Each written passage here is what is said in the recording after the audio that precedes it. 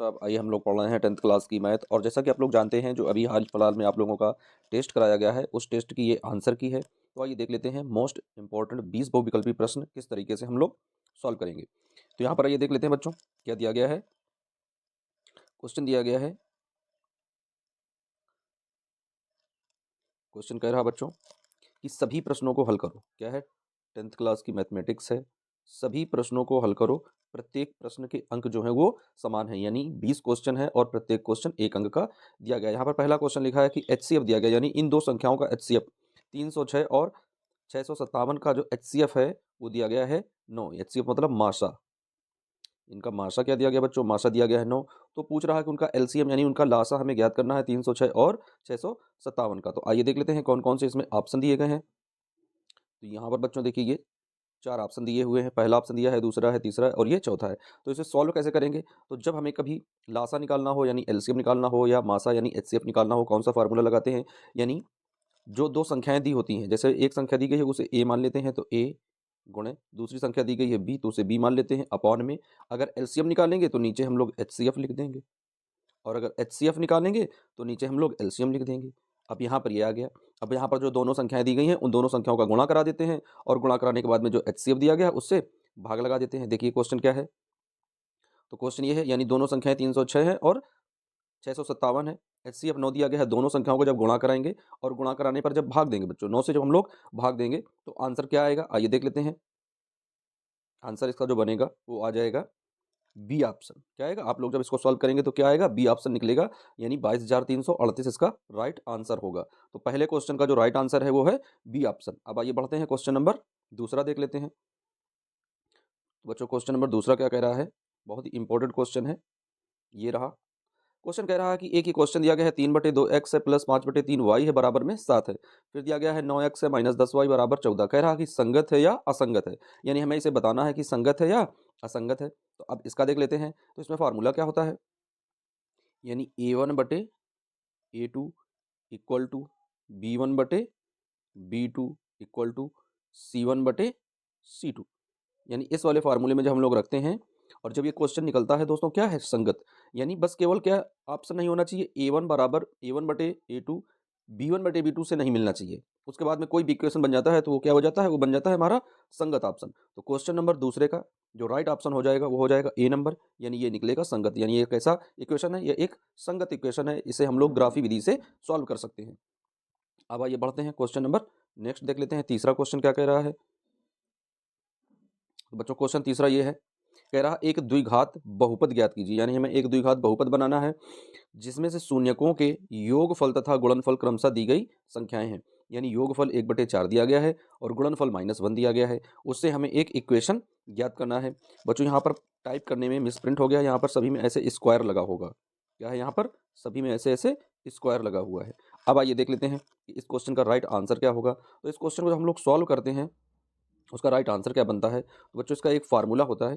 आइए यहाँ पर आप लोगों को बता देते हैं फार्मूला क्या होता है। यानी एक्स स्क्वायर, उसके बाद में माइनस का सिंबल लगाते हैं। अब उसके बाद बच्चों यहाँ पर लिखते हैं अल्फा प्लस बीटा, यानी मूलों का योगफल इंटू एक्स। फिर आगे प्लस लगाते हैं, फिर लिखते हैं अल्फा इंटू बीटा यानी मूलों का गुणनफल और इक्वेशन के बाद में 0 लगा देते हैं। इस फार्मूले में रख देते हैं। बच्चों अल्फा प्लस बीटा क्या दिया गया है? 1/4 दिया गया है। तो यहाँ पर क्या आ जाएगा? 1/4। एक्स है तो यहाँ पर एक्स हो जाएगा। ये एक्स स्क्वायर है तो यहाँ पर एक्स स्क्वायर रहेगा, माइनस का साइन आ जाएगा। यहाँ पर प्लस है तो प्लस आ जाएगा। अब यहाँ पर अल्फा इंटू बीटा दिया गया -1, तो यहाँ पर दोस्तों प्लस है और यहाँ पर -1 दिया गया है। तो अब ये वाला माइनस इस वाले को माइनस बना देगा, यानी पूरे पद में माइनस ही होने चाहिए। क्या है? यहाँ पर भी माइनस है और यहाँ पर भी माइनस है। आइए देख लेते हैं ऐसा कौन सा समीकरण है जिसमें दोनों जगह हमें माइनस मिलते हैं। सवाल को ज़्यादा आगे सॉल्व करने की जरूरत नहीं, बस केवल चिन्हों के माध्यम से हम लोग समझेंगे। तो देख लेते हैं यहाँ पर भी माइनस है, यहाँ पर भी माइनस है। इसमें देख लेते हैं पहले में प्लस दिया गया है, ये तो बन नहीं रहा है। इसमें पहले में माइनस है, दूसरे में प्लस है, ये भी नहीं बन रहा है। एक ये इकलौता ऐसा ऑप्शन है बच्चों जिसमें क्या है? दोनों जगह माइनस माइनस दिया गया है। तो हम लोग कौन सा ऑप्शन सही लगाएंगे भाई? तो ट्रिक के माध्यम से हम लोगों ने ये समझ लिया है कि क्वेश्चन नंबर तीसरे का जो राइट ऑप्शन होगा वो हो जाएगा सी ऑप्शन, यानी C option is right answer. आइए आगे आगे बढ़ते हैं। क्वेश्चन नंबर चौथा देख लेते हैं। ये रहा बच्चों क्वेश्चन नंबर चौथा।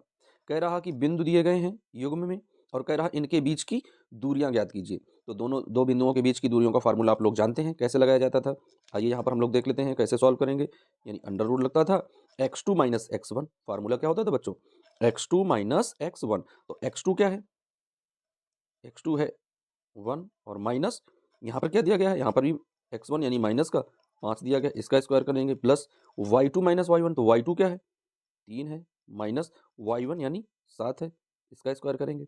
अब यहाँ पर देखो दो बच्चों क्या आ जाएगा, ये माइनस प्लस बन जाएगा, लेकिन ये माइनस रहेगा, तो 5 में से 1 जाएगा 4 बचेगा, तो 4 का स्क्वायर हो जाएगा, प्लस यहाँ पर 7 में से 3 जाएगा तो माइनस का 4 बचेगा, तो 4 का स्क्वायर हो जाएगा। तो दोस्तों जब डबल संख्या सेम हो, कोई संख्या सेम हो और उसका स्क्वायर हो, तो वो संख्या बाहर निकाल लेते हैं और अंदर रूट में 2 लिख देते हैं, क्योंकि कैसे करेंगे, 4 चौको 16, 4 चौको 16 और 16 16 जोड़ेंगे तो 32 आएगा। अब 32 को जब हम लोग करड़ी के रूप में लिखेंगे तो आंसर हमें कौन सा प्राप्त होगा, 32 को जब लिखेंगे यानी 4 जाएगा अंदर, 4 चौको 16 और 16 दूनी 32। तो हमारा बच्चों ऑप्शन सही हो जाएगा डी नंबर। कौन सा ऑप्शन सही हो जाएगा, डी नंबर। तो क्वेश्चन नंबर चौथे का जो राइट ऑप्शन है बच्चों वो है D option is right answer. आप लोग मिलाते चलिएगा, जो 20 क्वेश्चन बहुविकल्पी कराए गए हैं उन 20 क्वेश्चन बहुविकल्पियों का ये आंसर की है। आइए बढ़ते हैं, क्वेश्चन नंबर 5वां देखते हैं। बहुत ही इजी स्टेप्स में है बच्चों ये क्वेश्चन, देखते हैं क्या कह रहा है। तो क्वेश्चन कह रहा है कि कॉसेक 60 का मान बताना है। क्या बताना है हमें क्वेश्चन नंबर 5वें में, कॉसेक 60 का मान क्या होता है। तो भाई बिल्कुल इजी सा ऑप्शन है, 3/√2 ये नहीं होता है, √3 ये भी नहीं होता, 1/√2 ये भी नहीं होता, ये ऑप्शन सही है हमारा। कौन सा, ए ऑप्शन। ए ऑप्शन बच्चों इसका राइट आंसर है। तो इसका कौन सा ऑप्शन हम लोग सही लगाएंगे, ए ऑप्शन लगाएंगे कि A option is right answer, 2/√3। तो क्वेश्चन नंबर 5 में का राइट ऑप्शन क्या हो गया, ए नंबर। अब आइए बढ़ते हैं, क्वेश्चन नंबर 6वां देख लेते हैं बच्चों। क्वेश्चन नंबर 6वां क्या कह रहा है, तो दोस्तों वही क्वेश्चन है, 5वां है। आइए 6वें पर पढ़ते हैं। ये है क्वेश्चन नंबर 6वां, इसे थोड़ा सा छोटा कर देते हैं, ये रहा। अब इसे हम लोग समझते हैं। कह रहा है क्वेश्चन नंबर 6वां, कह रहा धरती पर एक मीनार ऊर्ध्वाधर खड़ी है, यानी कोई एक इस तरीके से मीनार है। धरती के एक बिंदु से मीनार के पास बिंदु से 15 मीटर की दूरी है, यानी ये वाली जो दूरी है 15 मीटर की दूरी है। इस तरीके से कह रहा मीनार के शिखर का उन्नयन कोण 60 है, मीनार के शिखर का उन्नयन कोण यहाँ पर 60 डिग्री बन रहा है, ये 60 डिग्री का कोण है। कह रहा मीनार की ऊंचाई यानी हमें एच का मान ज्ञात करना है। अब यह एक समकोण त्रिभुज है, तो बच्चों हम लोग जानते हैं कि समकोण त्रिभुज में पाइथागोरस थ्योरम लगती है और उसी में हम लोग साइन कॉस के मान रखते हैं। तो अब हमें ऐसा एक ट्रिग्नोमेट्री यानी त्रिकोणमिति का एक ऐसा हमें मान रखना है जिसका संबंध लंब और आधार से हो, यानी ये लंब है और ये आधार है। तो इसका सीधा सा सरल सा फार्मूला निकल कर आता है टेन थीटा। तो टेन थीटा बराबर क्या होता है, लंब बटे आधार। तो लंब क्या है बच्चों, लंब बटे आधार क्या आता है, यानी एच बटे, अब यहाँ पर क्या आ गया, अंडर रूट 215 है, √3 नहीं क्या दिया गया है, 15 दिया गया है, तो h बटे 15 आ जाएगा। अब इसे हम लोग सॉल्व करते हैं, क्वेश्चन नंबर 6वें को कैसे आएगा।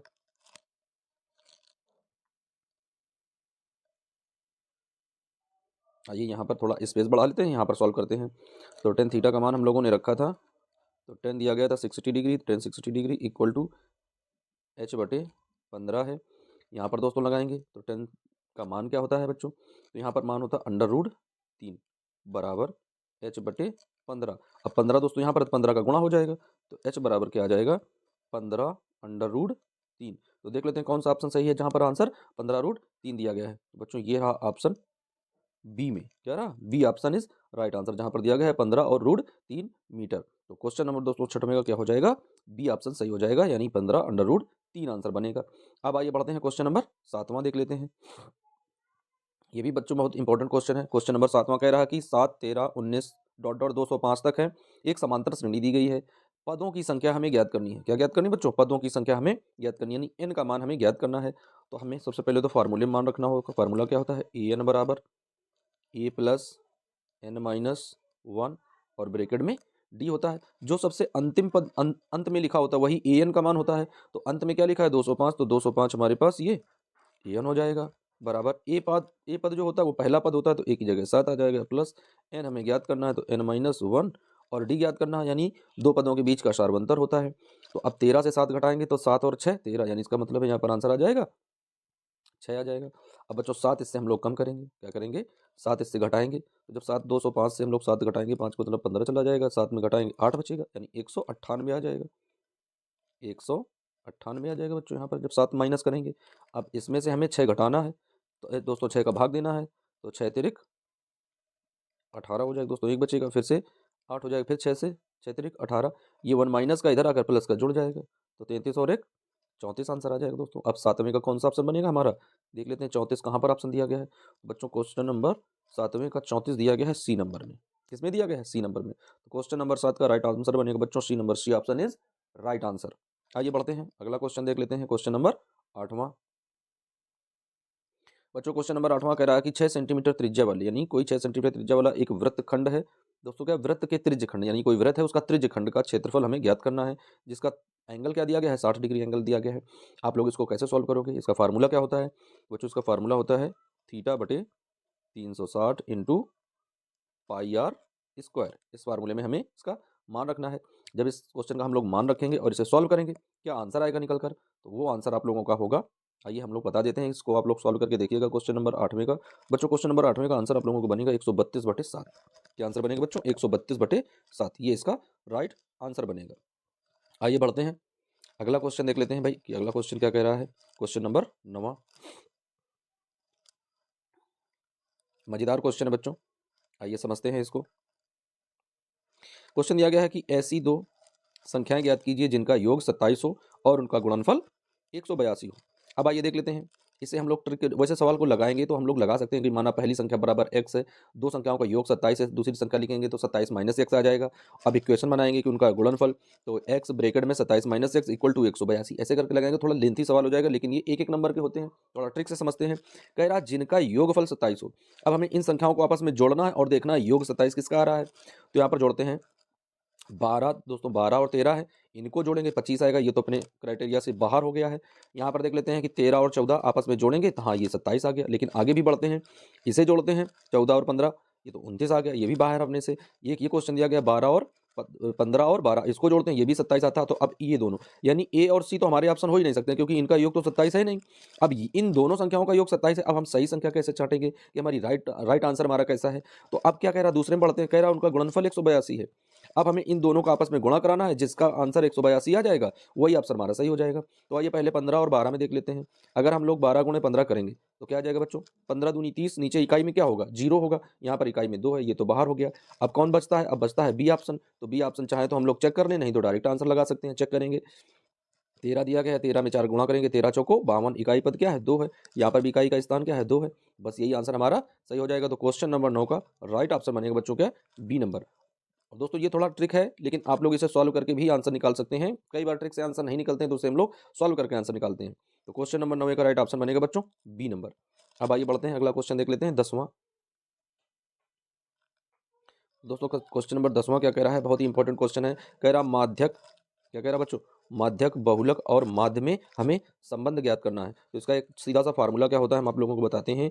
लिखते हैं फार्मूला, बहुलक बराबर 3 माध्यक, 3 माध्यक और माइनस 2 माध्य, ये इसका फार्मूला होता है। अब यहाँ पर क्या दिया गया है, यहाँ पर दिया गया है भाई 2 माध्य, यहाँ पर दिया गया है, तो 2 माध्य यहाँ पर माइनस का उठकर इधर आएगा तो प्लस का हो जाएगा। तो हमें ये आंसर लगाना है कि 3 माध्यक बराबर बहुलक प्लस 2 माध्य, 3 माध्यक बराबर बहुलक प्लस 2 माध्य किस ऑप्शन में दिया गया है। आइए देख लेते हैं, 3 माध्यक ये दिया गया है, बहुलक प्लस 2 माध्य ये दिया गया है। बच्चों पहला ही ऑप्शन हमें सही मिल रहा है, पहला ही ऑप्शन हमें सही मिल रहा है। तो क्वेश्चन नंबर 10वें का जो राइट ऑप्शन होगा वो होगा ए नंबर, यानी A option is right answer. आइए बढ़ते हैं, क्वेश्चन नंबर 11वां देख लेते हैं। क्वेश्चन नंबर 11वां क्या कह रहा है, ये भी बहुत मजेदार क्वेश्चन है बच्चों। कह रहा है 11वें क्वेश्चन में कि यदि दो त्रिभुजों में संगत कोण बराबर होते हैं और उनकी संगत भुजाएं एक ही अनुपात में होती हैं, तो त्रिभुज में समरूपता की कौन सी कसौटी प्रयोग में लाई जाती है। तो दोस्तों यदि दो त्रिभुज के संगत कोण बराबर हों और उनकी संगत भुजाएं भी समानुपात में होती हैं, तो उनमें जब समरूपता की कसौटी लगती है तो वो ट्रिपल एस की कसौटी लग जाती है। कौन सी कसौटी लगती है बच्चों, ट्रिपल एस की कसौटी से वे दोनों त्रिभुज समरूप सिद्ध हो जाते हैं। तो क्वेश्चन नंबर 11 का राइट ऑप्शन हो जाएगा ए नंबर, यानी A option is right answer. आइए बढ़ते हैं, क्वेश्चन नंबर 12 देख लेते हैं बच्चों। क्वेश्चन नंबर 12 क्या कह रहा है, बहुत ही मजेदार क्वेश्चन है। 12वां क्वेश्चन कह रहा है बच्चों, यहाँ पर स्क्वायर लगा है इस तरीके से। कह रहा 3x square minus 4 root 3x plus 4 के मूल होंगे, यानी हमें इनके मूल ज्ञात करने हैं। कैसे होंगे, समान होंगे, असंगत होंगे, अपरिभाषित होंगे या फिर असमान होंगे। इस क्वेश्चन का हमें आंसर निकालना है। क्वेश्चन नंबर 12 है। तो बच्चों आइए देख लेते हैं कैसे होंगे। तो फार्मूला हमारे पास क्या होता है, तो फार्मूला हमारे पास होता है डी बराबर बी स्क्वायर माइनस का 4ac। अब बी की जगह क्या है, माइनस का 4 है, लिख लेते हैं कि माइनस का 4 है, अंडर रूट 3 है, इसका स्क्वायर करेंगे, ये माइनस 4ac यानी 4 है, गुणे ए की जगह 3 है, गुणे सी की जगह 4 है, गुणा करेंगे तो 4 3 12, 12 चौक 48, यहाँ पर क्या आ जाएगा बच्चों 48 आ जाएगा, माइनस इसका गुणा करेंगे 4 चौको 16, अब यहाँ पर अंडर रूट 3 का करेंगे, रूट कैंसिल हो जाएगा, केवल 3 बचेगा, तो 16 16 48, यहाँ पर भी 48 आ जाएगा, 48 में 48 जाएगा, 0 बच जाएगा। और बच्चों हमने आप लोगों को बताया था कि यदि डी का मान 0 है, यदि डी का मान 0 है तो उसके मूल कैसे होते हैं, वास्तविक होते हैं और दोनों समान होते हैं यानी कि बराबर होते हैं। और यदि डी का मान 0 से अधिक है तो मूल तो वास्तविक होते हैं लेकिन वे कैसे हो जाते हैं, असमान हो जाते हैं, अलग अलग मूल प्राप्त होते हैं। और यदि डी माइनस में दिया गया है तो फिर उसके वास्तविक मूल नहीं होते हैं। तो इस क्वेश्चन का यानी क्वेश्चन नंबर 12 का जो राइट ऑप्शन बनेगा वो बनेगा डी नंबर की दोनों मूल उसके बराबर होंगे, क्योंकि यहाँ पर आंसर हमें क्या प्राप्त हो रहा है, 0 प्राप्त हो रहा है। अब आइए बढ़ते हैं क्वेश्चन नंबर 13 देख लेते हैं बच्चों। क्वेश्चन नंबर 13 बहुत इंपॉर्टेंट है, थोड़ा समझेंगे। कह रहा ताश के 5 पत्ते हैं, कितने पत्ते हैं बच्चों, पहले से कि उसने कंफर्म कर दिया कि ताश के यानी ताश की जो गड्डी होती है, कार्ड्स होते हैं जो, वो 5 पत्ते हैं, कौन कौन से हैं, ईंट का डाला, दोस्तों यहाँ पर गलती से लिख गया है, यहाँ पर दहिला होना चाहिए, यानी ईंट का दहिला है, गुलाम है, बेगम है और बादशाह है और इक्का है। यानी 1 2 3 4 और 5 पत्ते हैं। इनको पलटकर अच्छी तरह से फेंटा जाता है, यानी इनको पलटकर जैसे कुछ लोग जो ताश खेलते हैं वो एकदम से फट फट करके फेंटते हैं, उसी तरीके से फेंटा जाता है। इनकी प्रायिकता हमें ज्ञात करनी है। अब प्रायिकता क्या निकालनी है बच्चों, प्रायिकता हमें निकालनी कि इसकी क्या प्रायिकता है कि यह पत्ता एक बेगम है। तो हमें ये देखना है कि इन सभी 5 पत्तों में से बेगम की संख्या कितनी है। तो दोस्तों यहाँ पर बेगम केवल 1 दी गई है, तो बेगम की संख्या 1 हो गई अपान में कुल पत्ते कितने दिए गए हैं, तो कुल पत्ते कह रहा 5 दिए गए हैं, तो 1/5 ये इसका राइट आंसर होगा क्वेश्चन नंबर 13 का। अब बच्चों ये हमें पता कैसे चला, हम लोग जब प्रोबेबिलिटी निकालते हैं यानी प्रायिकता जब हम लोग निकालते हैं तो प्रायिकता का दरअसल फार्मूला क्या होता है, तो प्रायिकता का फार्मूला होता है अनुकूल परिणामों की संख्या बटे संभावित परिणामों की संख्या। तो अनुकूल परिणाम कितने हैं, यानी एक बेगम है तो 1 हो गया, और संभव कितने हैं, 5 पत्ते हैं तो बटे 5 हो गया, तो 1/5 इसका राइट आंसर बन जाएगा। तो बच्चों देख लेते हैं कि इसका आंसर कौन सा सही हो जाएगा, तो इसका आंसर सही होगा B option is right answer, यानी क्वेश्चन नंबर 13 का राइट ऑप्शन बच्चों बनेगा बी ऑप्शन। तो B option is right answer 1/15। आइए बढ़ते हैं, अगला क्वेश्चन देख लेते हैं, क्वेश्चन नंबर 14 किस तरीके से सॉल्व होगा। बहुत ही मजेदार क्वेश्चन दिया गया है बच्चों, ये भी कह रहा एक द्विघात बहुपद है, क्या कह रहा एक द्विघात बहुपद है, यहाँ पर हमें स्क्वायर लगाना है इस तरीके से, यहाँ पर एक स्क्वायर है यानी x² + 7x + 10 में शून्यकों का योग और गुणनफल बताओ। यानी पहले में शून्यकों का योग ज्ञात करना है, उसके बाद में हमें शून्यकों का गुणनफल ज्ञात करना है। तो फार्मूला हम लोग जानते हैं क्या होता है, शून्यकों का जब गुणनफल निकालते हैं तो अल्फा प्लस बीटा बराबर फार्मूला क्या होता है, माइनस का बी अपॉन में ए। अब माइनस का बी देख लेते हैं, तो 7 प्लस का है लेकिन यहाँ पर तो माइनस का आ जाएगा, तो माइनस का 7/a की जगह कुछ नहीं तो 1 आ जाएगा, तो माइनस का 7 आना चाहिए, तो भाई माइनस का 7 हो गया, ये हो गया योगफल। अब गुणनफल निकालते हैं तो गुणनफल होता है अल्फा इंटू बीटा, उसमें फार्मूला होता है c/a, क्या होता है बच्चों c/a, तो c की जगह है 10 तो आ जाएगा बच्चों 10 बटे, अब a की जगह है 1 तो 1 आ जाएगा, तो अब क्या आ जाएगा यहाँ पर प्लस का 10, यानी माइनस का 7 हो और प्लस का 10 हो। देख लेते हैं किस ऑप्शन में हमें सही आंसर दिए गए हैं। तो दोस्तों माइनस का 7 और प्लस का 10, यहाँ पर 8 10 दिया गया है, यहाँ पर दोनों माइनस माइनस के, यहाँ पर ये तो बिल्कुल नहीं है। तो क्वेश्चन नंबर 14 का जो राइट ऑप्शन बनना है वो बनना है बी ऑप्शन, यानी क्वेश्चन नंबर 14 का राइट ऑप्शन क्या बनना है बच्चों, बी, यानी माइनस का 7 दिया गया है और प्लस का 10 दिया गया है। अब आइए बढ़ते हैं, क्वेश्चन नंबर अगला देख लेते हैं। क्वेश्चन नंबर 15 क्या कह रहा है, बहुत इंपॉर्टेंट क्वेश्चन है फ्रेंड्स। कह रहा है कि 15 क्वेश्चन की त्रिज्या आर वाले वृत्त के, यानी त्रिज्या आर वाले वृत्त के त्रिज्य खंड का क्षेत्रफल होगा जिसका एक कोण पी है, जिसका एक कोण बच्चों क्या पी, यहाँ पर जो ये ऊपर का स्थान लगा है ऐसे, इसका मतलब है कि यहाँ पर 2 दिया गया है यहाँ पर। अब हमें देखना है क्या दिया गया, लिखा है p/180 इंटू 2πr, भाई ये तो ऑप्शन हो नहीं सकता है, p/180 यहाँ पर πr², ये भी नहीं हो सकता है। यहाँ पर दिया गया है p/720 इंटू 2πr², यहाँ पर दिया गया है p/360 इंटू 2πr। अब हमें त्रिज्यखंड का फार्मूला लगाना है, तो त्रिज्यखंड का फार्मूला जो होता है, आइए उससे पहले हम लोग लिख लेते हैं कि त्रिज्यखंड का दरअसल फार्मूला होता क्या है। तो बच्चों त्रिज्यखंड का फार्मूला होता है θ/360 इंटू πr², ये फार्मूला होता है। अब ये फार्मूला बनेगा कैसे, क्योंकि 720 दिया गया है, ये 2 दिया गया है, तो 2 से 720 में भाग देंगे, तो यहाँ तो p बटे आ जाएगा 360। अब इंटू यहाँ पर बचेगा क्या, यहाँ पर बचेगा πr², तो πr² आ गया। कह क्या रहा है कि जिसका एक कोण p है तो थीटा की जगह p आ गया, तो यही ऑप्शन हमें सही बन रहा है, यानी इसका इसे जब हम लोग सॉल्व करेंगे तो क्या आंसर आया, p/360 इंटू πr²। तो बच्चों ये देख लेते हैं कि इसका राइट आंसर क्या बनेगा। तो क्वेश्चन नंबर 15 का जो राइट आंसर बना है वो बना है सी नंबर, क्या बना है, क्वेश्चन नंबर 15 का जो राइट आंसर बना है वो बना है C number, C option is right answer. आइए बढ़ते हैं आगे, क्वेश्चन देख लेते हैं कि अगला क्वेश्चन क्या कह रहा है भाई। क्वेश्चन नंबर 16, बहुत इंपॉर्टेंट क्वेश्चन है दोस्तों। क्वेश्चन नंबर 16 कह रहा साइन 2a बराबर 2 साइन ए होगा, तो ए का मान हमें ज्ञात करना है कि ए का मान किसके बराबर होगा।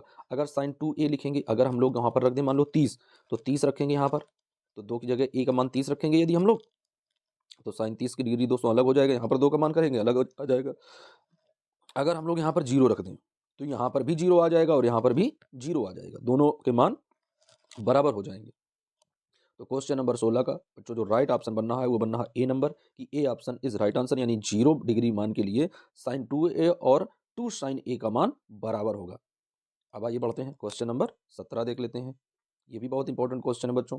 कह रहा है कि प्रथम 1000 धन पूर्णांकों का योग ज्ञात करना है हमें। क्या कह रहा है बच्चों, प्रथम 1000 धन पूर्णांकों का हमें योग ज्ञात करना है।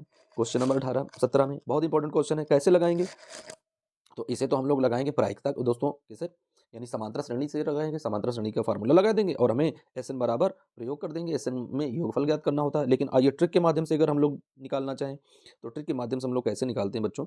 यहाँ पर अगर हम ट्रिक से लगाएंगे तो 1000 दिया गया है, बिल्कुल सही है। 1000 का अगर हम लोग आधा कर लें, तो 1000 का आधा होता है 500।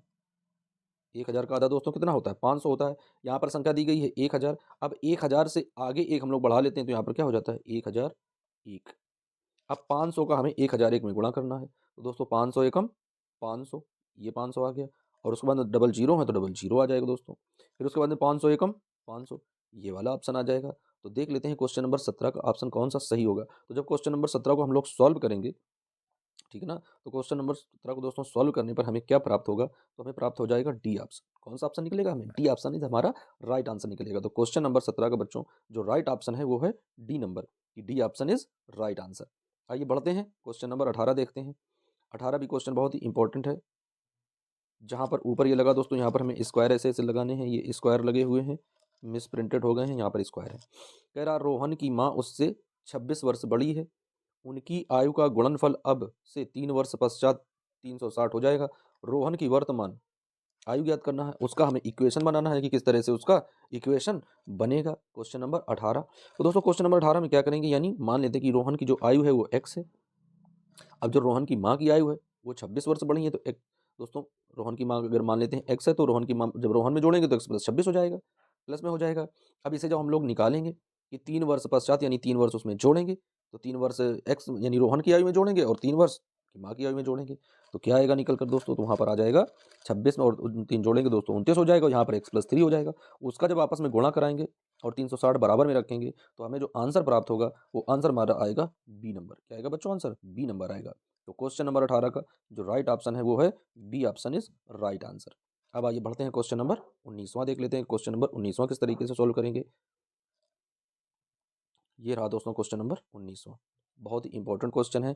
कह रहा है कि यदि बिंदु ए बराबर ये दिया गया है, बी बराबर दिया गया है, सी बराबर दिया गया है और डी बराबर दिया गया है, कह रहा एक समांतर चतुर्भुज के शीर्ष हैं, तो कह रहा इसी क्रम में पी का मान ज्ञात कीजिए। अब एक समांतर, ऐसे हमें एक समांतर चतुर्भुज बना लेना है, इस तरीके से एक समांतर ऐसे चतुर्भुज बना लेंगे दोस्तों। अब यहाँ पर ये सभी के शीर्ष दिए गए हैं, ए है, बी है, सी है और ये डी है। अब एक ये कर्ण निकालेंगे, एक ये कर्ण निकालेंगे, यानी यहाँ पर दोनों के बीच की दूरी x निकालेंगे, यहाँ से दोनों के बीच की दूरी x1 प्लस x2 बटे 2, y1 प्लस y2 बटे 2, पी का मान ज्ञात करेंगे।